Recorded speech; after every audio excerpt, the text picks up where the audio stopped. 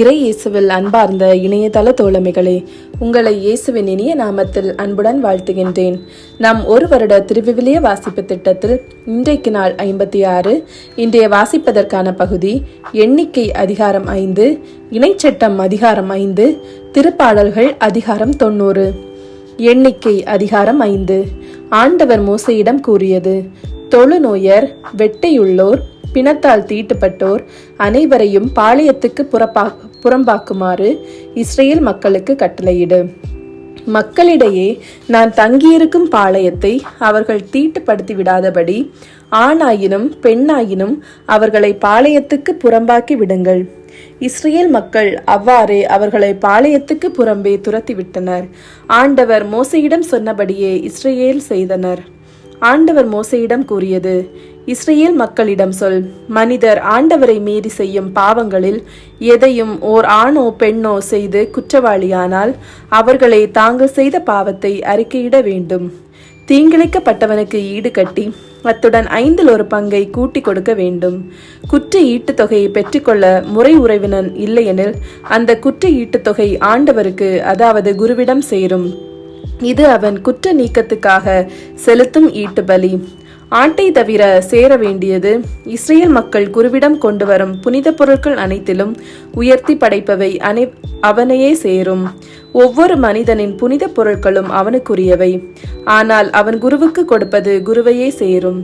மேலும் ஆண்டவர் மோசேயிடம் கூறியது: இஸ்ரேல் மக்களிடம் சொல், ஒருவனின் மனைவி நெறி தவறி அவனுக்கு நம்பிக்கை துரோகம் செய்தால் வேறொருவன் அவளோடு படுத்து உடலுறவு கொள்ள அது அவள் கணவனின் கண்களுக்கு மறைக்கப்பட்டு அவள் கரைப்பட்டிருந்தும் கண்டுபிடிக்கப்படாதிருந்து அவள் தவறு செய்த நிலையிலேயே பிடிக்கப்படாமல் இருந்தால், வெஞ்சினத்தின் ஆவி கணவனை ஆட்கொண்டு தன்னையே கரைப்படுத்திவிட்ட மனைவியின் மேல் அவன் வெகுண்டெழுந்தால், அல்லது வெஞ்சினத்தின் ஆவி அவனை ஆட்கொண்டு தன் மனைவி தன்னையே கரைப்படுத்தாதிருந்தும் அவன் வெகுண்டெழுந்தால், அவன் தன் மனைவியை குருவின் முன் கொண்டு வர வேண்டும். அவளை முன்னிட்டு தேவைப்படும் 10 ஏப்பா வார்கோதுமை உணவை படைக்க வேண்டும். அவன் அதன் மேல் எண்ணெய் ஊற்றவோ தூப பொருட்கள் தூவவோ கூடாது. ஏனெனில் அது நினைவுபடுத்தப்படும் உணவு படையல், அதாவது குற்றத்தை நினைவூட்டக்கூடிய சினத்தின் உணவு படையல். பின் குரு அவளை கூட்டிக் கொண்டு வந்து ஆண்டவர் முன் நிறுத்துவார்.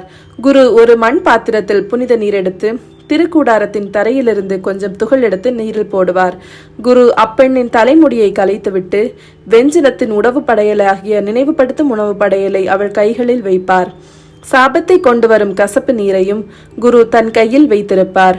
அதன் பின்னர் குரு அவளை ஆணையிட சொல்லி கூற வேண்டியது: நீ உன் கணவனின் அதிகாரத்துக்கு உட்பட்டிருக்கும் போது வேறு எந்த மனிதனும் உன்னோடு படுக்காமலும் நீ ஒழுக்கக்கேட்டுக்கு உடன்படாமலும் இருந்தால் சாபங்களை கொண்டு வரும் இக்கசப்பு நீர் உன்னை ஒன்றும் செய்யாது. ஆனால் நீ உன் கணவனின் அதிகாரத்திற்கு உட்பட்டிருந்தும் நெறி தவறி உன்னையை கரைப்படுத்தி உன் கணவன் தவிர வேறொருவன் உன்னோடு படுத்திருக்க உடன்பட்டிருந்தால் குரு அப்பெண்ணை சாப ஆணையிட சொல்லி அவளிடம், ஆண்டவர் உன் தொடைகள் அழுகி விழவும் உன் வயிறு வீங்கவும் செய்து உன் மக்களிடையே உன்னை ஒரு சாபமாகவும் ஆணை கூற்றாகவும் ஆக்குவார். சாபத்தை கொண்டு வரும் இந்த நீர் உன் குடல்களில் இறங்கி உன் வயிற்றை வீங்கு செய்து உன் தொடைகளை அழுகி விழ செய்யட்டும் என்பார். அதற்கு அப்பெண் ஆமீன் ஆமீன் என்பாள். பின்னர் குரு இச்சாபங்களை ஒரு ஏட்டில் எழுதி கசப்பு நீரால் அவற்றை அழித்து விடுவார். சாபத்தை கொண்டு வரும் அக்கசப்பு நீரை அப்பெண் குடிக்க செய்வார். சாபத்தை கொண்டு வரும் அந்நீர் அவளுக்குள் சென்று கொடிய வேதனையை உண்டாக்கும். குரு வெஞ்சினத்தின் உணவு படையலை பெண்ணின் கையிலிருந்து வாங்கி அதை ஆண்டவர் முன்னிலையில் ஆரத்தியாக காட்டி பலிபீடத்துக்கு கொண்டு வருவார். குரு அந்த உணவு படையலிலிருந்து அதன் நினைவு பகுதியாக ஒரு கைப்பிடி எடுத்து அதனை பீடத்தின் மேல் எரித்து விடுவார். இறுதியாக அப்பன் அந்நீரை குடிக்க செய்வான். அவன் அவளை நீர் குடிக்க செய்யும் போது அவள் உண்மையிலேயே தன்னை கரைப்படுத்தி தன் கணவனுக்கு நம்பிக்கை துரோகம் செய்திருந்தால் சாபத்தை கொண்டு வரும் நீர் அவளுக்குள் போய் கொடிய வேதனையை உண்டாக்கும். அவள் வயிறு வீங்கி தொடைகள் அழுகி விழும். அவள் தன் மக்களிடையே ஒரு சாபமாக இருப்பாள். ஆனால் அப்பெண் கரைப்படாது தூயவளாயிருந்தால் அவளுக்கு ஒரு கேடும் வராது. அவள் குழந்தையை கர்த்தரிப்பாள். வெஞ்சினத்தின் வேளைகளில் இதுவே சட்டம். அதாவது, ஒரு மனைவி தன் கணவனின் அதிகாரத்திற்கு உட்பட்டிருந்தும் நெறிதவறி தன்னையே கரைப்படுத்தியிருந்தால், அல்லது வெஞ்சினத்தின் ஆவி ஒரு மனிதன் மேல் வந்து அவன் தன் மனைவி மேல் வெகுண்டெழுந்தால், அவளை ஆண்டவர் திருமுன் நிறுத்துவான். குரு இச்சட்டத்தை எல்லாம் அவளிடம் செயல்படுத்துவார். ஆடவன் தன் குற்றப்பழி அற்றவன் ஆவான், பெண்ணோ தன் குற்றப்பழியை சுமப்பாள். இணைச்சட்டம் அதிகாரம் 5. மோசே இஸ்ரேல் அனைவரையும் வரவழைத்து கூறியதாவது: இஸ்ரேலரே, உங்கள் காதுகள் கேட்க நான் என்று கூறப்போகும் நியமங்களையும் முறைமைகளையும் கேளுங்கள். அவைகளை கற்று கடைபிடிப்பதில் கருத்தாயிருங்கள். கடவுளாகிய ஆண்டவர் ஓரேபில் நம்மோடு ஒரு உடன்படிக்கை செய்து கொண்டார்.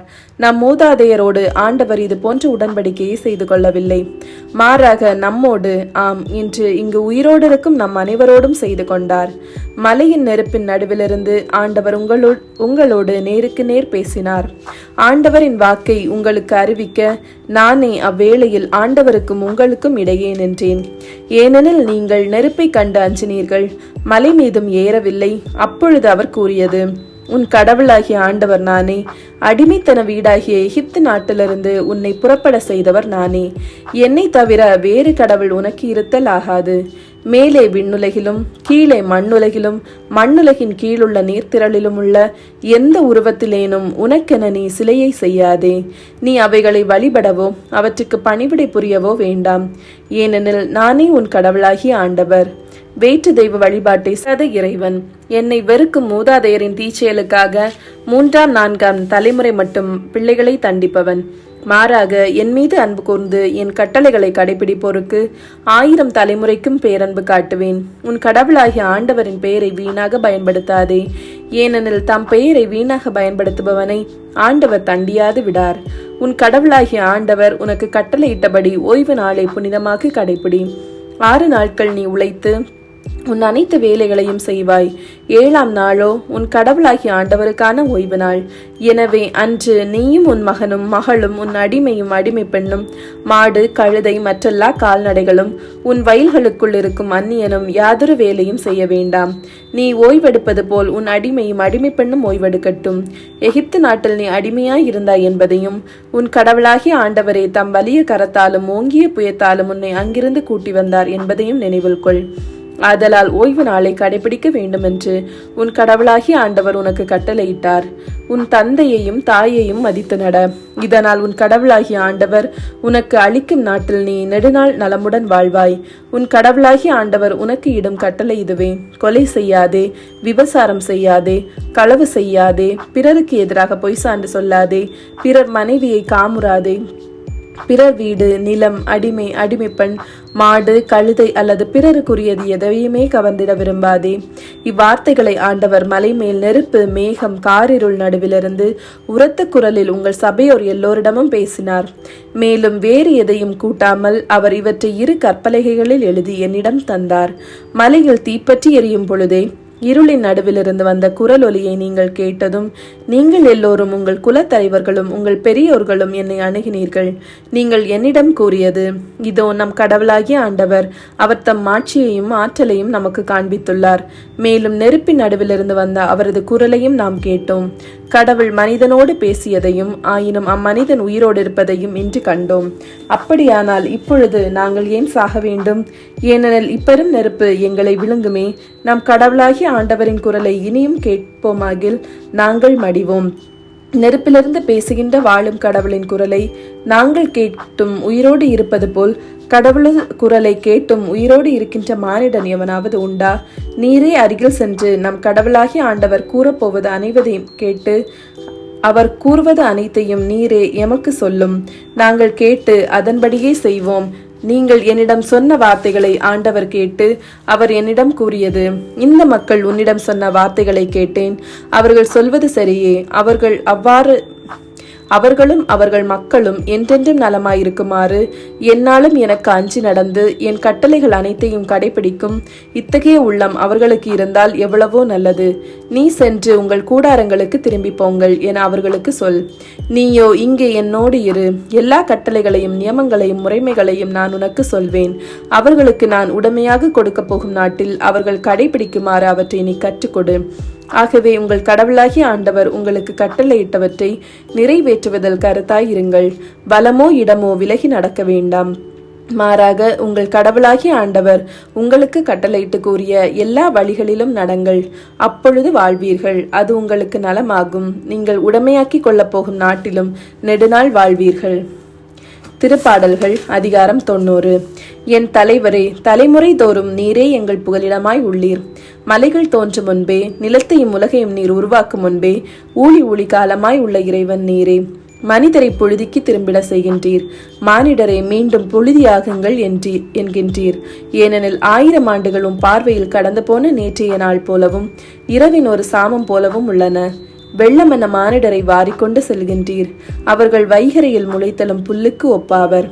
அது காலையில் தளிர்த்து பூத்து குலுங்கும், மாலையில் வாடி காய்ந்து போகும். உமது சினத்தால் நாங்கள் அழிந்து போகின்றோம். உமது சீற்றத்தால் நாங்கள் திகைப்படைகின்றோம். எம் குற்றங்களை கண் முன் நிறுத்தினீர். மறைவான எம் பாவங்களை திருமுக ஒளி முன் வைத்தீர். எங்கள் அனைத்து வாழ்நாட்களும் உமது சினத்தால் முடிவுக்கு வந்துவிட்டன. எங்கள் ஆண்டுகள் பெருமூச்சென கழிந்து விட்டன. எங்கள் வாழ்நாள் 70 ஆண்டுகள், வலிமை மிகுந்தோருக்கு 80. அவற்றில் பெருமைக்கு உரியன துன்பமும் துயரமுமே. அவை விரைவில் கடந்து விடுகின்றன. நாங்களும் பறந்து விடுகின்றோம். உமது சினத்தின் வலிமையை உணர்பவர் எவர்? உமது கடுஞ்சீற்றத்துக்கு அஞ்சுபவர் எவர்? எங்கள் வாழ்நாட்களை கணிக்க எங்களுக்கு கற்பியும். அப்பொழுது ஞானமிகு உள்ளத்தை பெற்றிடுவோம். ஆண்டவரை, திரும்பி வாரும். எத்துணை காலம் இந்நிலை? ஊழியருக்கு இரக்கம் காட்டும். காலைதோறும் உமது பேரன்பால் எங்களுக்கு நிறைவழியும். அப்பொழுது வாழ்நாளெல்லாம் நாங்கள் களிகூர்ந்து மகிழ்வோம். எங்களை நீர் ஒடுக்கிய நாட்களுக்கும் நாங்கள் தீங்குற்ற ஆண்டுகளுக்கும் ஈடாக எம்மை மகிழ செய்யும். அடியார் மீது செயலும் அவர் தம் மைந்தர் மீது உமது மாட்சியும் விளங்க செய்யும். எம் கடவுளாம் தலைவரின் இன்னருள் எம் மீது தங்குவதாக. நாங்கள் செய்பவற்றில் எங்களுக்கு வெற்றி தாரும்.